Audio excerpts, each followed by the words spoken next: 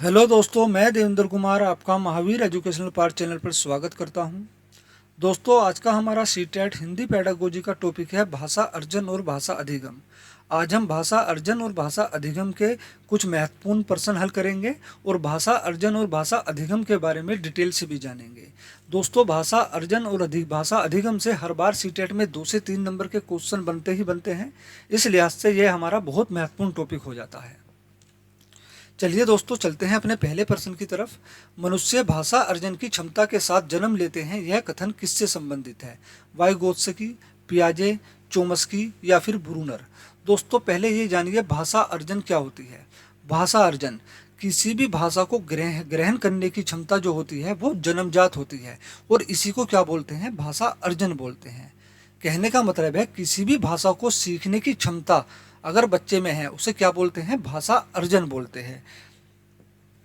दोस्तों, एक बार भाषा अर्जन के बारे में जान लीजिए, फिर इससे जो भी कोई क्वेश्चन बनेगा आपका कभी भी गलत नहीं होगा। ठीक है, तो भाषा अर्जन एक प्रक्रिया होती है। भाषा अर्जन क्या है? एक प्रक्रिया है। ये कैसी प्रक्रिया है? जो स्वतः होती है। स्वतः होती है। स्वतः का मतलब है ये खुद ही अपने आप होती है। देखो, कोई बच्चा जब जन्म लेता है, अपने घर परिवार में रहता है, धीरे धीरे बड़ा होता है तो वो अपनी मातृभाषा सीख जाता है। जैसे कहीं हिंदी बोली जाती है, कहीं गुजराती बोली जाती है, तो बच्चा धीरे धीरे अपने आप ही गुजराती बोलनी शुरू कर देता है, एक दूसरे को देख के, अपने माँ बाप भाई बहन को देख के, है ना। भाषा का विकास बच्चे में अपने आप होने लगता है। इसको बोलते हैं भाषा अर्जन। तो ये एक प्रक्रिया है जो स्वतः होती है। इसके लिए किसी प्रशिक्षण की आवश्यकता नहीं होती, ना ही कोचिंग की जरूरत होती है।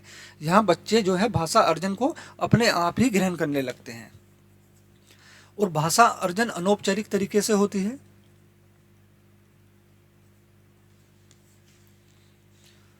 भाषा अर्जन बिना उद्देश्य की होती है।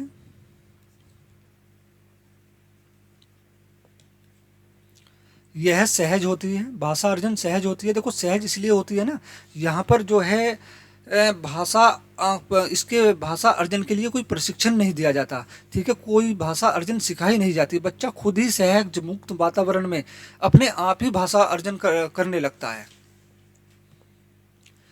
भाषा अर्जन में त्रुटियां होती हैं दोस्तों। त्रुटियां मतलब गलतियां।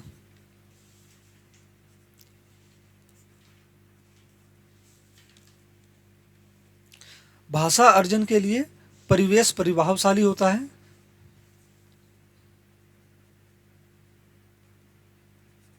परिवेश मतलब जहां बच्चा रह रहा है वहां का वातावरण। भाषा अर्जन में नियमों को आत्मसात नहीं करते।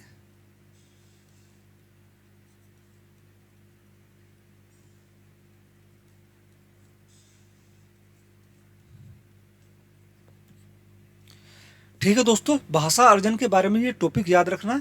यह एक प्रक्रिया है जो स्वतः होती है, अपने आप ही होती है।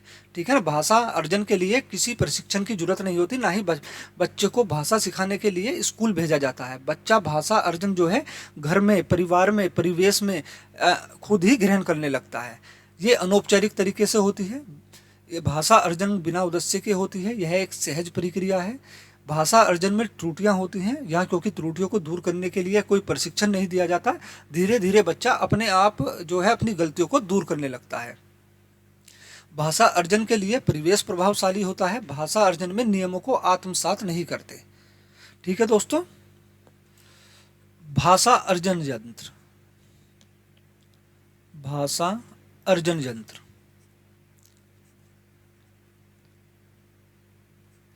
एलएडी, इसको एलएडी भी बोलते हैं। क्या बोलते हैं? एलएडी।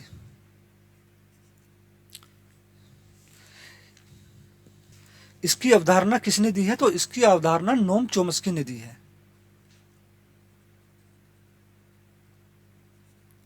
ठीक है दोस्तों, चोम्स्की ने कहा है मनुष्य भाषा अर्जन की क्षमता के साथ जन्म लेता है। तो भाषा अर्जन कैसी प्रक्रिया है?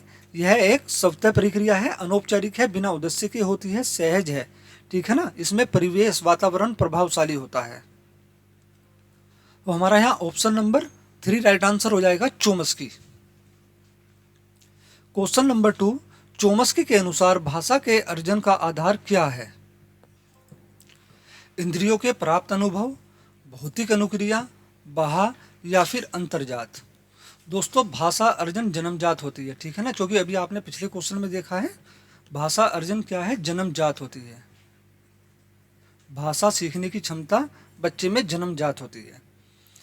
तो चोम्स्की के अनुसार भाषा के अर्जन का आधार क्या होता है, इंद्रियों के प्राप्त अनुभव। यह हमारा ऑप्शन नंबर 1 राइट आंसर होगा। क्वेश्चन नंबर 3, किसी एक बच्चे द्वारा परिवार के सदस्यों की सहायता से सबसे अर्जित की जाने वाली भाषा क्या कहलाती है? प्रथम भाषा, द्वितीय भाषा, क्षेत्रीय भाषा या फिर विदेशी भाषा? दोस्तों क्वेश्चन को ध्यान से पढ़ना।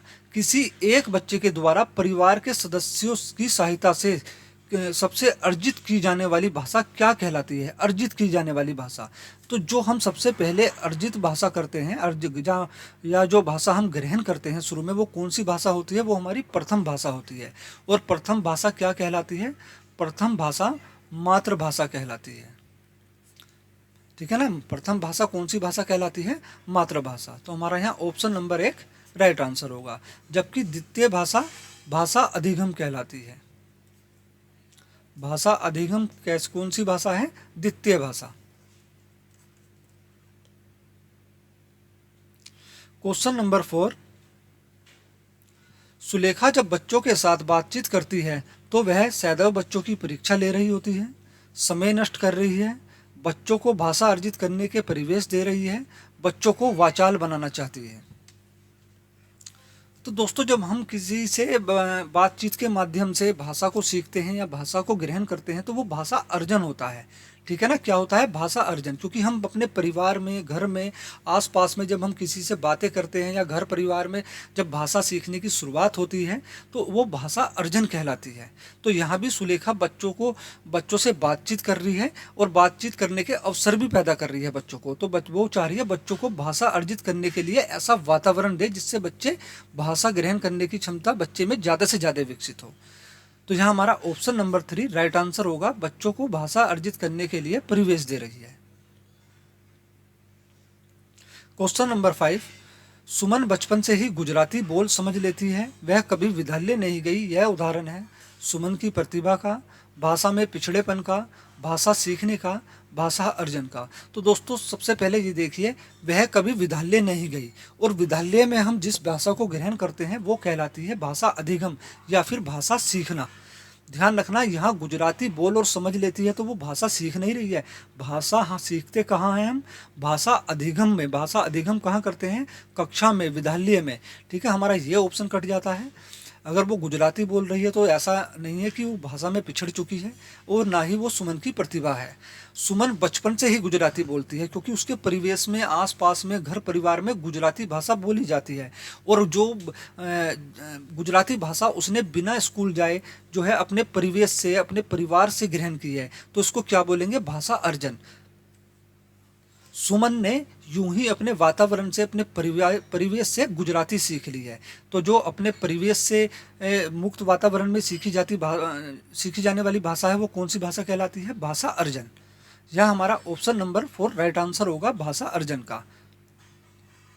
क्योंकि दोस्तों ध्यान रखना, गुजराती बोलने के लिए उसने कोई प्रशिक्षण नहीं लिया है, ठीक है ना। उसमें गुजराती, अभी आपने देखा है चोम्स्की का कथन था कि बच्चे जो होते हैं भाषा अर्जन की क्षमता के साथ ही जन्म लेते हैं। बच्चों में भाषा सीखने की क्षमता जन्मजात होती है। तो यहाँ क्या हुआ? भाषा अर्जन की क्षमता, भाषा अर्जन यानी भाषा ग्रहण करने की क्षमता के साथ बच्चा जन्म लेता है। तो हो सकता है वो लड़की वहाँ गुजराती हो और वहाँ उसके आस पड़ोस में गुजराती भाषा बोली जाती हो, जो उसने अपने आप ही सप्तर मुक्त वातावरण में सीख ली हो। क्वेश्चन नंबर 6, भाषा अर्जन और भाषा अधिगम में महत्वपूर्ण अंतर है। भाषा की पाठ्य पुस्तक का, भाषा सीखने सिखाने की पद्धति का, भाषिक परिवेश की उपलब्धता का, भाषा का कठिनाई स्तर। तो भाषा अर्जन और भाषा अधिगम में जो अंतर होता है वो होता है भाषा सीखने सिखाने की पद्धति का, ठीक है। क्योंकि भाषा सीखने और सिखाना, भाषा अर्जन क्या होता है? ग्रहण करना, किसी भी भाषा को सीखना क्या कहलाता है? भाषा अर्जन। जबकि सिखाने की प्रक्रिया भाषा अधिगम कहलाती है। तो यहाँ हमारा ऑप्शन नंबर 2 राइट आंसर होगा। क्वेश्चन नंबर 7, भाषा अर्जन में महत्वपूर्ण है भाषा के विभिन्न रूपों का प्रयोग, भाषा का व्याकरण, पाठ्य पुस्तक, भाषा का शिक्षण। दोस्तों, भाषा का व्याकरण, व्याकरण का यूज कहाँ होता है? भाषा अधिगम में। जब हम भाषा अधिगम करते हैं या किसी भाषा को सीखते हैं कक्षा में, विद्यालय में, स्कूल में जाकर, तो वहाँ पर जो है हमें नियमों को आत्मसात करना होता है, नियमों को सीखना होता है। और भाषा के नियम किस में बनाए जाते हैं? व्याकरण में बनाए जाते हैं। तो हमारा ये ऑप्शन भी कट जाता है। पाठ्य पुस्तक कहाँ पढ़ाई जाती है? विद्यालय में। विद्यालय में हम भाषा अधिगम करते हैं। भाषा का शिक्षण भी विद्यालय में कराया जाता है। तो ये सब भाषा अधिगम के लिए तो राइट है, लेकिन भाषा अर्जन के लिए नहीं। तो भाषा अर्जन में महत्वपूर्ण होता है भाषा के विभिन्न रूपों का प्रयोग करना। ऑप्शन नंबर 1 राइट आंसर होगा। प्राथमिक स्तर पर भाषा सीखने सिखाने में बाल साहित्य मदद करता है, क्योंकि वह बच्चों के लिए होता है, वह सरल होता है, वह रंगीन चित्र वाला होता है, वह भाषा की रंगतें प्रस्तुत करता है। तो दोस्तों, प्राथमिक स्तर पर भाषा सीखने सिखाने में बाल साहित्य मदद करता है, क्योंकि भाषा की रंगतें उसके अंदर मौजूद होती हैं। बाल साहित्य में भाषा का विभिन्न तरीकों से प्रयोग हुआ होता है, ठीक है ना, जिसको देखकर बच्चा या जिसको पढ़कर बच्चा भाषा को सीखता है। ऑप्शन नंबर 4 हमारा यहाँ राइट आंसर होगा। क्वेश्चन नंबर 9, भाषा का क्या अर्थ है? भाषा विज्ञान की व्यवस्था है, व्यवस्थाओं की व्यवस्था है, विकासात्मक व्याकरणात्मक व्यवस्था है, अक्षर और ध्वनियां हैं। भाषा, दोस्तों भाषा व्यवस्थाओं की व्यवस्था है। ऑप्शन नंबर 2 हमारा राइट आंसर होगा। क्वेश्चन नंबर 10, भाषा अधिगम और भाषा अर्जन के बारे में कौन सा कथन सही नहीं है? सही नहीं है। भाषा अर्जन और भाषा अधिगम। दोस्तों, मैंने आपको भाषा अर्जन के बारे में पहले बता दिया था। अब एक बार भाषा अधिगम के बारे में भी जान लो। भाषा अधिगम क्या होता है? दोस्तों, भाषा अधिगम, जब किसी भाषा को सिखाने के लिए हमें प्रशिक्षण दिया जाए स्कूल में, विद्यालय में, तो वह कौन सी भाषा होगी? वो भाषा अधिगम कहलाई जाएगी। भाषा अधिगम का उद्देश्य होता है, भाषा अधिगम एक उद्देश्य के तहत सिखाई जाती है या दिया जाता है, या फिर कह सकते हैं कि भाषा अधिगम उद्देश्य पूर्ण व्यवहार में जो परिवर्तन होता है वो भाषा अधिगम कहलाता है। ठीक है, भाषा अधिगम में उद्देश्य होते हैं। भाषा अधिगम औपचारिक होती है।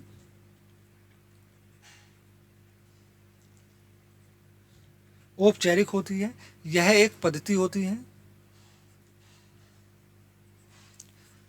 पद्धति का मतलब है यह एक व्यवस्थित रूपरेखा से सीखी जाती है, क्रमबद्ध तरीके से सीखी जाती है। ठीक है, इसमें प्रशिक्षण दिया जाता है। प्रशिक्षण कहाँ दिया जाएगा? स्कूल में, कक्षा में, विद्यालय में प्रशिक्षण दिया जाता है भाषा अधिगम के लिए। औपचारिक है, ये हमने लिख ही दिया। यहाँ पर जो है भाषा को नियमानुसार सीखा जाता है, नियमानुसार या नियम के अनुसार सीखा जाता है, या यहाँ पर भाषा के नियमों को आत्मसात किया जाता है। भाषा अधिगम में परिवेश के साथ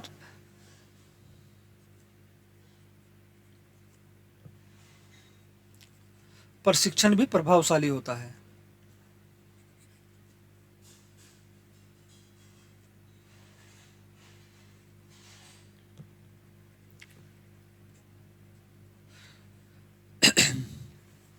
दोस्तों, भाषा अधिगम में त्रुटियों को दूर करने के लिए प्रशिक्षण दिया जाता है,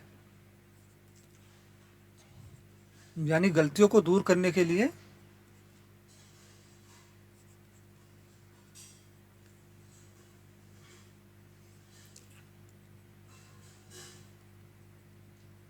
प्रशिक्षण दिया जाता है।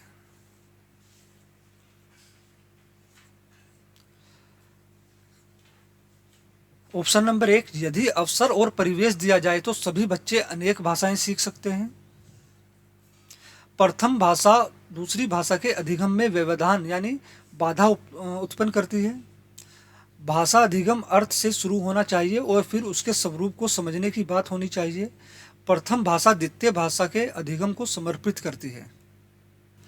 तो दोस्तों, भाषा अधिगम और भाषा अर्जन के बारे में कौन सा कथन सही नहीं है? ध्यान रखना, यहाँ फिर मैं कह रहा हूँ सही नहीं है, उसी आधार पर जो है इसका उत्तर देना। सही नहीं है। तो यहाँ पर जो हमारा ऑप्शन नंबर 4 होगा वो भाषा अधिगम और भाषा अर्जन के बारे में सही नहीं है। प्रथम भाषा द्वितीय भाषा के अधिगम को समर्पित है, नहीं। जबकि यदि अवसर और परिवेश दिया जाए तो सभी बच्चे अनेक भाषाएं सीख सकते हैं, ये भी कथन बिल्कुल सही है। प्रथम भाषा दूसरी भाषा के अधिगम में व्यवधान डालती है, ये भी सही है। भाषा अधिगम अर्थ से शुरू होना चाहिए और फिर उसके स्वरूप को समझने की बात होनी चाहिए, ये भी सही है। लेकिन हमारा ऑप्शन नंबर 4 गलत है, तो क्वेश्चन के अकॉर्डिंग हमारा ऑप्शन नंबर 4 ही राइट आंसर होगा। क्वेश्चन नंबर 11,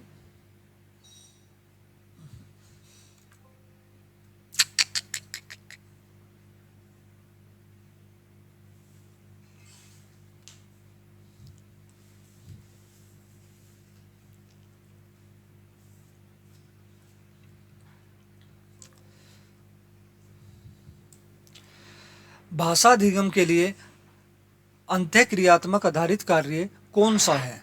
शिक्षार्थी किसी विषय पर 2 मिनट की एक्सटम्पोर वाचन करते हैं। शिक्षार्थी किसी चित्र को देखकर मुखरित चिंतन करते हैं। शिक्षार्थी दिए गए विषय पर निबंध लिखते हैं। पठन सामग्री पढ़ने के बाद समूह कार्य करते हैं। दोस्तों पहले अंतःक्रियात्मक जानिए, अंतःक्रियात्मक क्या होता है?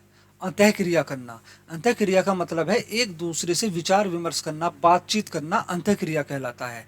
और अंतःक्रिया के द्वारा बच्चे में भाषा का विकास बहुत बेहतर तरीके से होता है।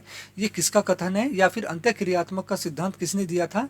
ये दिया था लेव वाइगोत्स्की ने।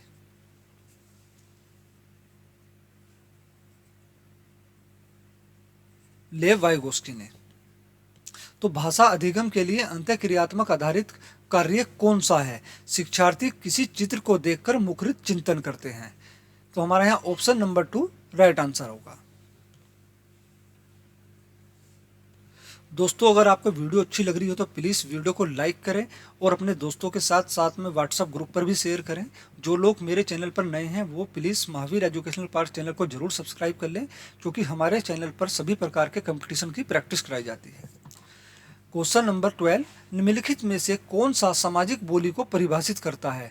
व्यक्तियों के समूह अथवा समुदाय की भाषा की वाक विशेषताएं, एक महाद्वीप अथवा एक देश अथवा एक राज्य की भाषा, एक क्षेत्र की भाषाओं के भीतर एक भाषा की वाक विशेषताएं, क्षेत्र की लिखित भाषा तथा साहित्य।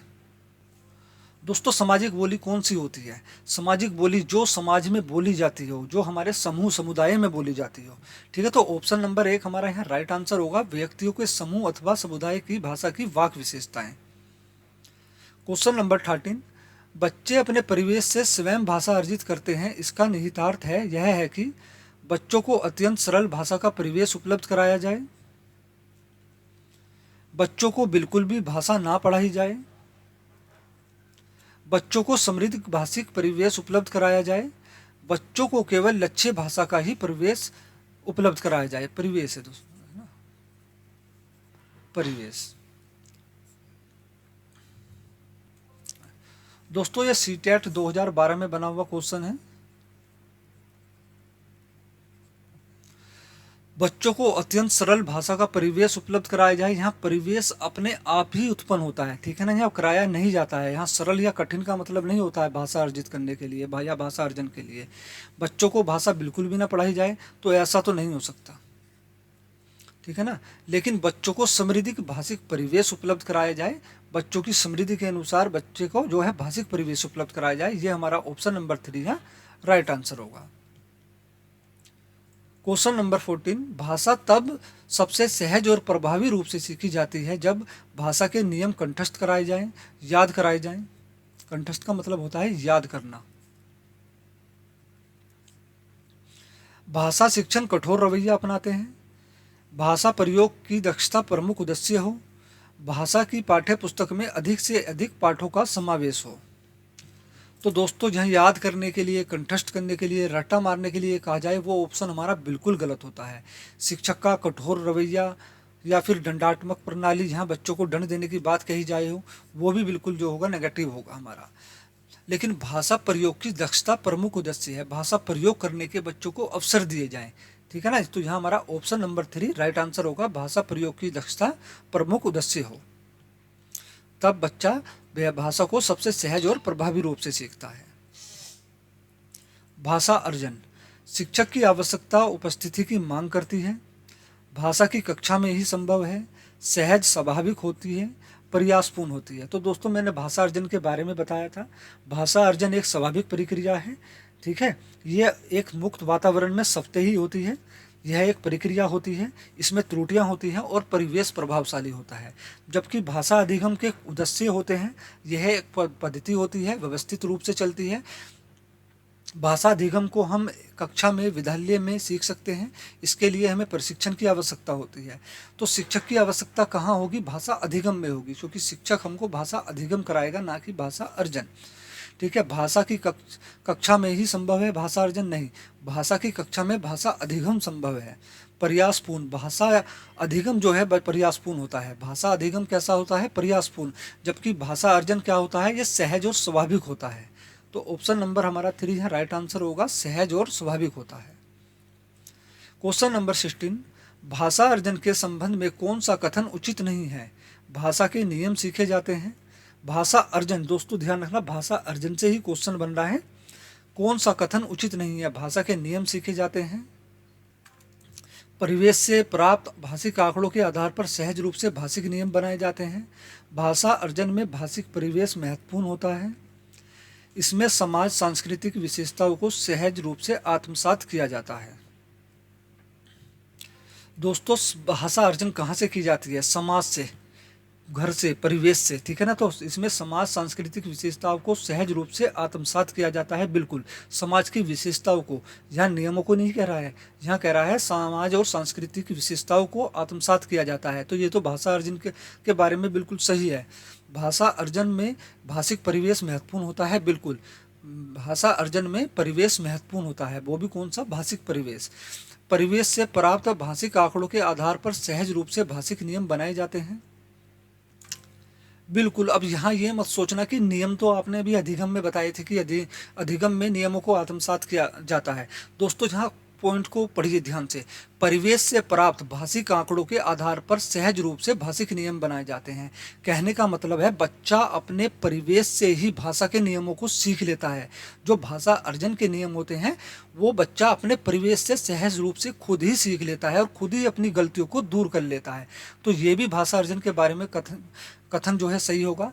लेकिन भाषा के नियम सीखे जाते हैं, जहाँ भाषा के नियम सीखे जाते हैं वहाँ भाषा अधिगम होगा। क्या होगा? भाषा अधिगम। तो हमारा यही ऑप्शन जो होगा गलत है, भाषा अर्जन के तहत। तो हमारा ऑप्शन नंबर 1 राइट आंसर होगा, क्योंकि हमसे भाषा अर्जन के संबंध में कौन सा कथन उचित नहीं है ये पूछा है। तो यही कथन जो है उचित नहीं है। दोस्तों भाषा का समुचित उपयोग करने में समर्थ नहीं होते, ये कथन बिल्कुल गलत है। बच्चे भाषा का उपयोग करना सीख जाते हैं, क्योंकि भाषा अर्जन की क्षमता बच्चे में जन्मजात होती है, ठीक है। तो ये ऑप्शन कट जाता है। बच्चे कोरी सिलेक्ट होते हैं, ऐसा नहीं है। कोरी सिलेक्ट होते हैं नहीं, बिल्कुल नहीं। भाषा के चारों कौशलों पर पूर्ण अधिकार रखते हैं, ये भी नहीं, क्योंकि चारों कौशलों पर अधिकार जो रखेंगे बच्चे भाषा अधिगम के तहत रखेंगे, ठीक है। लेकिन बच्चे विद्यालय आने से पहले अपनी भाषा के नियमबद्ध व्यवस्था की व्यवहारिक कुशलता के साथ होते हैं। अपनी भाषा, मातृभाषा के नियमबद्ध व्यवस्था की व्यवहारिक कुशलता के साथ होते हैं। तो ये किसके तहत आता है? ये भाषा अर्जन के तहत आता है। ऑप्शन नंबर 2 हमारा यहाँ राइट आंसर होगा। क्वेश्चन नंबर 18, भाषा सीखने के लिए कौन सा कारक सर्वाधिक महत्वपूर्ण होता है? दोस्तों भाषा सीखने यानी भाषा अधिगम, भाषा सीखना या सीखना जो होता है अधिगम होता है। सीखने या सिखाने को क्या बोलते हैं? अधिगम बोलते हैं। तो भाषा अधिगम के लिए या भाषा सीखने के लिए कौन सा कारक सर्वाधिक महत्वपूर्ण होता है? समृद्ध भाषिक वातावरण, भाषा के व्यवहारिक नियम, पाठ पर आधारित प्रश्न उत्तर, भाषा की पाठ्य पुस्तक। हमारे यहाँ ऑप्शन नंबर 1 राइट आंसर आ जाएगा, समृद्ध भाषिक वातावरण। सीखना, अगर यहाँ सिखाने की बात होती तो यहाँ भाषा के व्याकरणिक नियम जो है महत्वपूर्ण होते, लेकिन यहाँ सीखने की बात हो रही है। भाषा सीखने की क्षमता, भाषा सीखने की क्षमता बच्चे में जन्मजात होती है। भाषा सीखने की क्षमता को क्या बोलते हैं? भाषा अर्जन बोलते हैं। यहाँ कंफ्यूज मत होना, ठीक है ना। सीखने और सिखाने में कंफ्यूजन मत लेना बिल्कुल भी। सीखने, भाषा सीखने के लिए कौन से कारक सर्वाधिक महत्वपूर्ण होते हैं? सीखने का मतलब है भाषा ग्रहण करने की क्षमता, भाषा प्रथम भाषा को जो अर्जन करने की क्षमता होती है बच्चे में, वो जन्मजात होती है। बच्चे जो हैं भाषा सीखने की क्षमता के साथ जन्मजात होते हैं या जन्म लेते हैं। तो भाषा सीखना क्या होता है? भाषा अर्जन होता है, जबकि भाषा सिखाना भाषा अधिगम कहलाता है। क्वेश्चन नंबर 19, भाषा अर्जन और भाषा अधिगम के संदर्भ में कौन सा कथन सही नहीं है? सांस्कृतिक विविधता भाषा अर्जन और अधिगम को प्रभावित करने वाला महत्वपूर्ण कारक है। भाषा अर्जन में विभिन्न संकल्पनाएं मातृभाषा में बनती हैं। भाषा अधिगम में कभी भी अनुवाद का सहारा नहीं लिया जाता। भाषा अर्जन सहज और स्वाभाविक होती है, जबकि भाषा अधिगम प्रयासपूर्ण होता है। तो दोस्तों, भाषा अर्जन और भाषा अधिगम के बारे में, सांस्कृतिक विविधता भाषा अर्जन होती है बिल्कुल, क्योंकि भाषा अर्जन हम अपनी संस्कृति से, अपने समाज से, अपने परिवेश से ग्रहण करते हैं। और भाषा अधिगम को प्रभावित करने वाला महत्वपूर्ण कारक होता है, बिल्कुल होता है। भाषा अर्जन में विभिन्न संकल्पनाएं मातृभाषा में बनती हैं, बिल्कुल मातृभाषा में बनती हैं, क्योंकि भाषा अर्जन कौन सी भाषा कहलाती है? प्रथम भाषा। प्रथम भाषा कौन सी भाषा होती है? मातृभाषा होती है। लेकिन यहाँ हमारा ऑप्शन नंबर 3 राइट आंसर हो जाएगा। भाषा अर्जन और भाषा अधिगम के बारे में यही कथन जो है सही नहीं है। भाषा अधिगम में कभी भी अनुवाद का सहारा नहीं लिया जाता, जबकि ये ऑप्शन भी जो हमारा राइट होगा, भाषा अर्जन सहज होती है और स्वाभाविक होती है, जबकि भाषा अधिगम को प्रयासपूर्ण रूप से सीखा जाता है या प्रयास करके सीखा जाता है।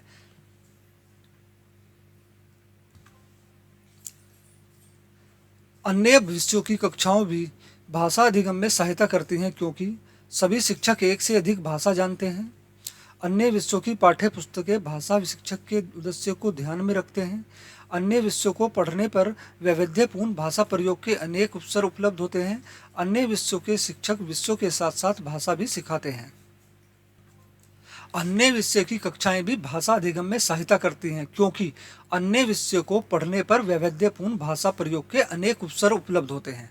ठीक है दोस्तों, हमारा यहाँ ऑप्शन नंबर 3 राइट आंसर होगा।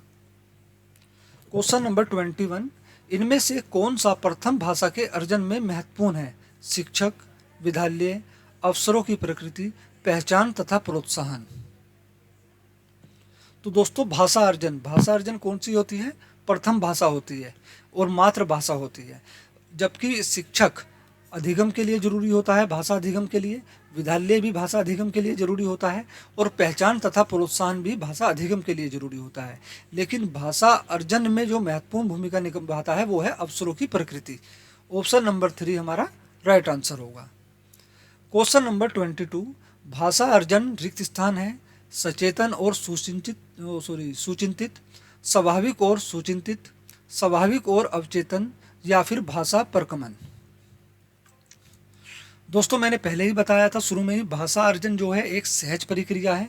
यह स्वाभाविक होती है और अनौपचारिक तरीके से होती है। तो भाषा अर्जन स्वाभाविक और सुचिंतित है।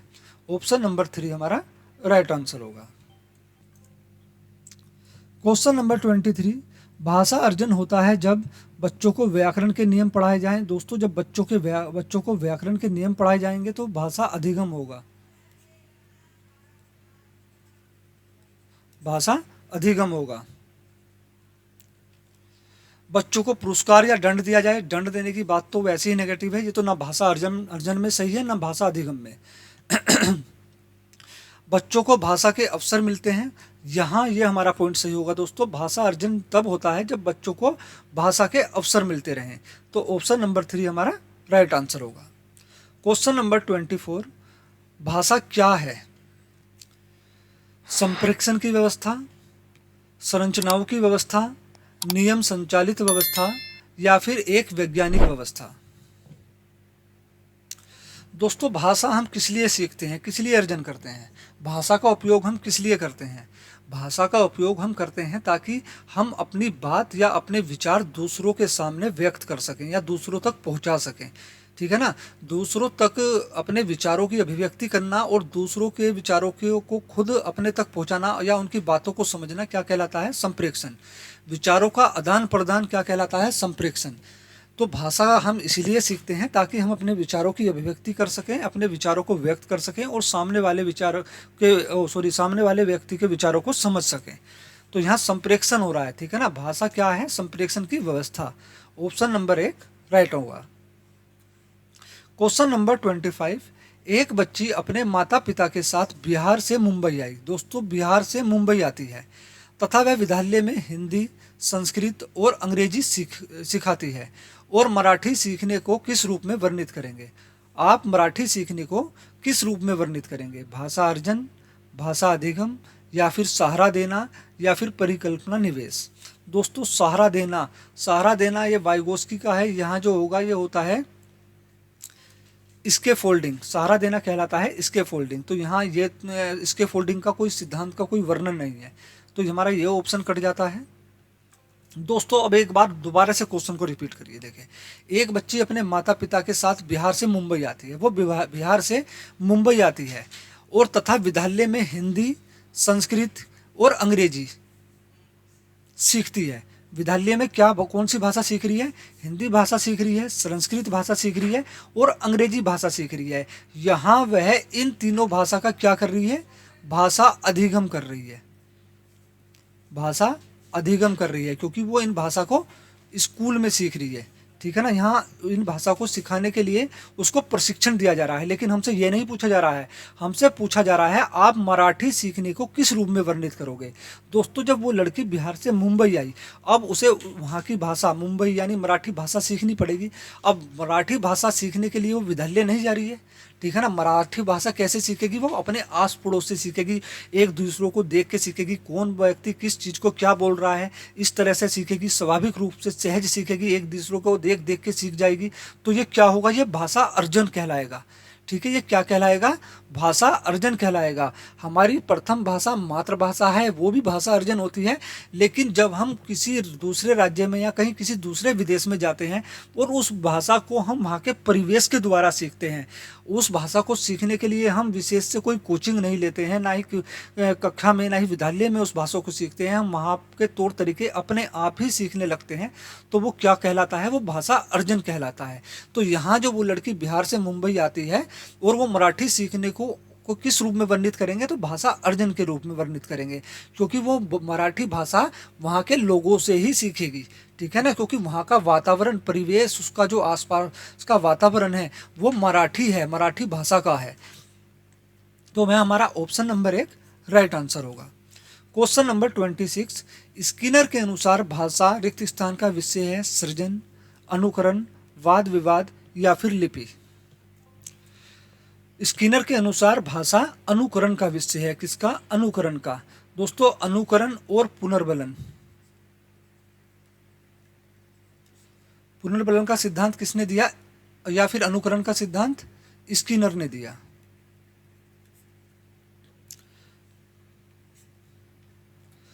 क्वेश्चन नंबर 27, भाषा अर्जन क्षमता जन्मजात होती है, अर्जित होती है, सीखी जाती है या फिर सप्रयास होती है? सप्रयास का मतलब है प्रयास के साथ, सह का मतलब होता है साथ। तो प्रयास के साथ सीखी जाती है भाषा अर्जन, या फिर सीखी जाती है, अर्जित होती है या जन्मजात होती है?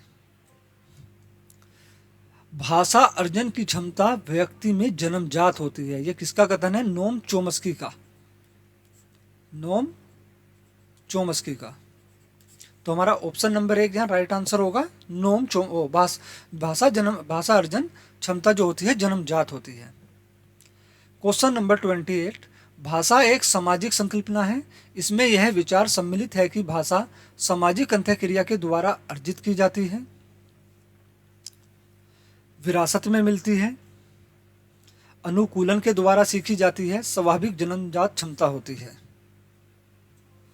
दोस्तों भाषा एक सामाजिक संकल्पना है। इसमें यह विचार सम्मिलित है। सामाजिक संकल्पना का मतलब होता है समाज से जुड़ी हुई यह क्रिया है। और हम इसको कैसे सीखते हैं? सामाजिक अंतःक्रिया के द्वारा सीखते हैं। ये किसने कहा था? ये वाइगोस्की महोदय ने कहा था। और सामाजिक अंतःक्रिया का सिद्धांत किसने दिया था? ये लेव वाइगोस्की ने दिया था। तो हमारा ऑप्शन नंबर 1 है राइट आंसर होगा, सामाजिक अंतःक्रिया के द्वारा अर्जित की जाती है। क्वेश्चन नंबर 29, निम्नलिखित में से कौन सा प्राथमिक स्तर पर भाषा शिक्षण का उद्देश्य नहीं है?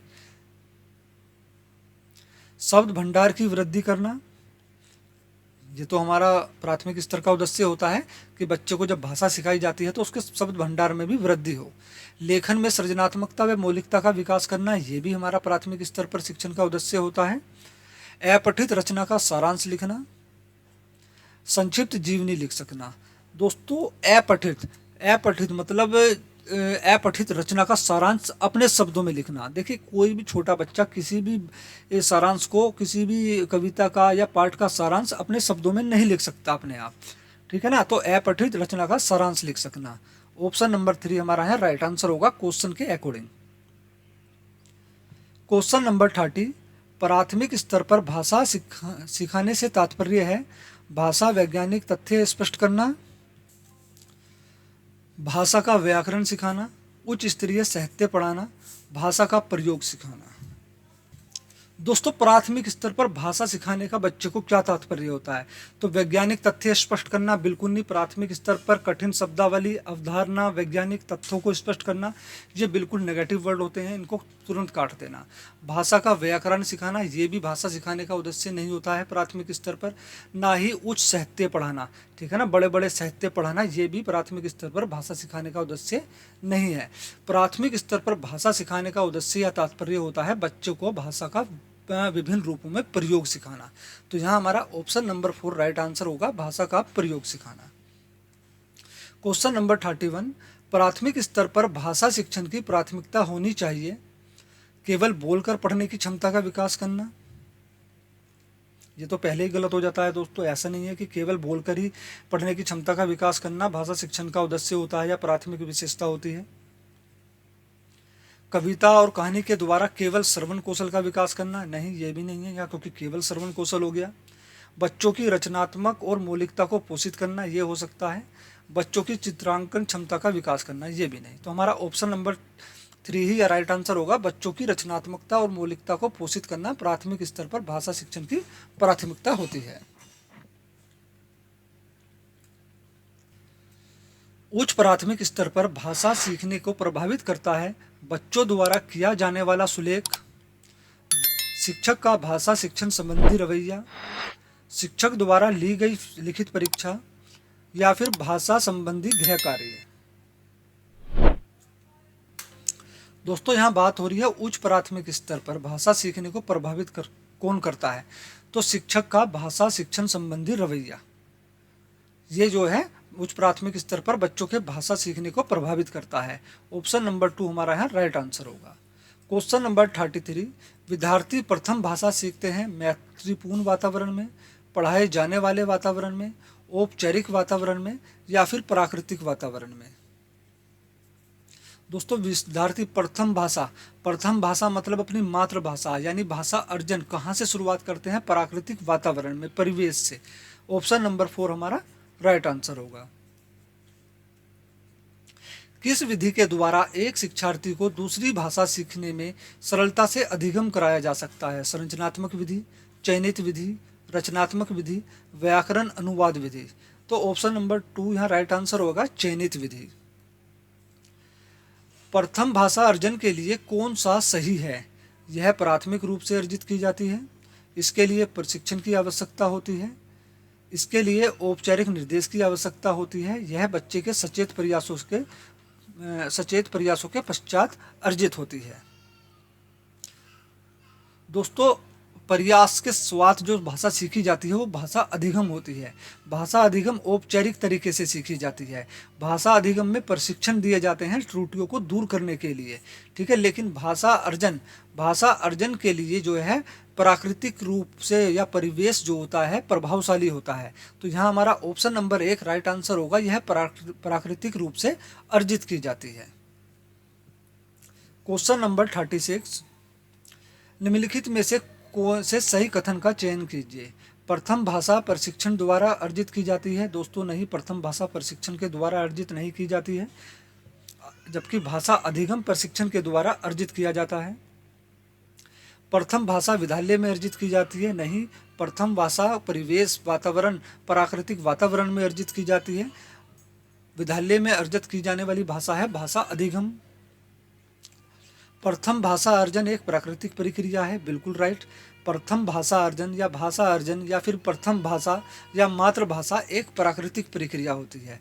हमारा यहाँ ऑप्शन नंबर 3 राइट आंसर होगा। क्वेश्चन नंबर 37, अपने पिता के स्थानांतरण के कारण सुमी छांग कोहिमा से मैसूर आई। उसने इस स्थान की भाषा कन्नड़ बहुत अच्छी तरह से सीख ली है।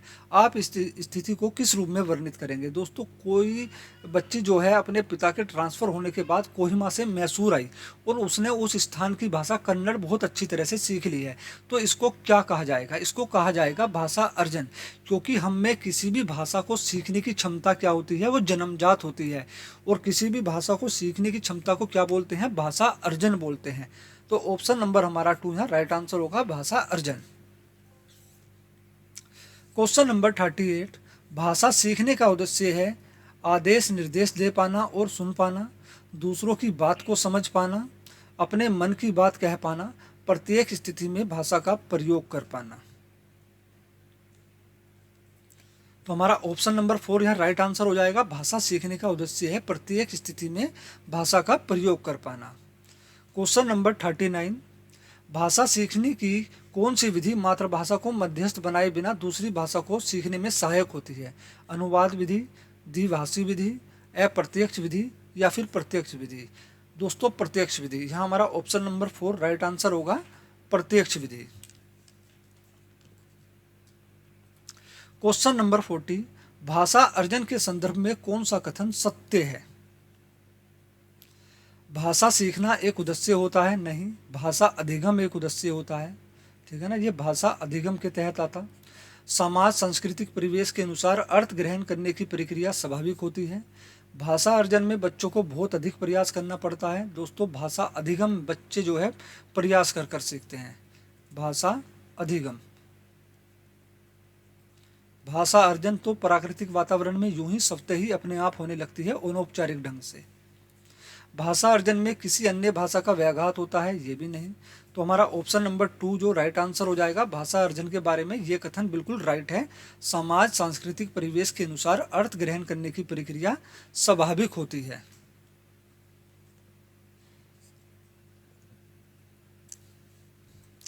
क्वेश्चन नंबर 41, जब बालक किसी भाषा को द्वितीय अथवा तृतीय भाषा के रूप में सीखता है तो इसे माना जाता है भाषा अर्जन, भाषा की अमूर्तता, भाषा वृद्धि, भाषा सीखना। दोस्तों, ये आपका होमवर्क है। आप इस क्वेश्चन का जवाब मुझे कमेंट बॉक्स में ज़रूर देना। मैंने भाषा अर्जन और भाषा अधिगम के बारे में आपको डिटेल से बताया है और इससे ज़्यादा भाषा अर्जन और भाषा अधिगम में कुछ है भी नहीं, ठीक है ना। लेकिन ये 2 से 3 नंबर के क्वेश्चन यहाँ से बनते हैं, तो ये बहुत इंपॉर्टेंट टॉपिक होता है आपका। इसको अगर आपको एक बार समझना है, 1-2 बार देखना, तो भाषा अर्जन और भाषा अधिगम का कॉन्सेप्ट आपका पूरा इसी वीडियो में क्लियर हो जाएगा। दोस्तों, वीडियो अच्छी लगी हो तो प्लीज़ वीडियो को लाइक करना, साथ में व्हाट्सएप ग्रुप पर दोस्तों के साथ शेयर करना। जो लोग नए हैं मेरे चैनल पर वो प्लीज़ मेरे चैनल को ज़रूर सब्सक्राइब कर लें, क्योंकि हमारे महावीर एजुकेशनल पार्ट चैनल पर सभी प्रकार के कंपटीशन की प्रैक्टिस कराई जाती है। वीडियो देखने के लिए धन्यवाद।